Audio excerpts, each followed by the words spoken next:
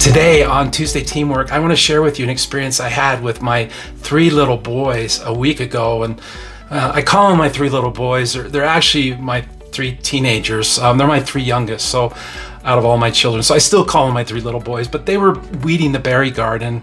And as any of you that have weeded a berry garden before, you know that is a real difficult thing to do. There's lots of thorns and it's real messy and it's just not fun. So to motivate themselves, they decided they would get it done within a certain period of time.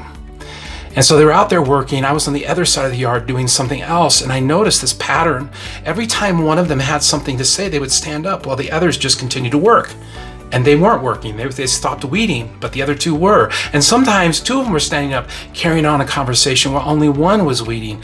So being the team developer that I am, I went over there and I let them know, hey guys, in order to reach your goal as a team, you're gonna need to focus on each of your portions that you've been assigned. You have to personally commit to doing your part so that you can reach your goal as a team. And that's kind of how it is, isn't it, with teamwork? We can't have teamwork unless we have MeWork first. In other words, teamwork is not about the team initially. It's about you first. It's about your own individual personal commitment and accountability to the team. It's about your personal commitment to being great.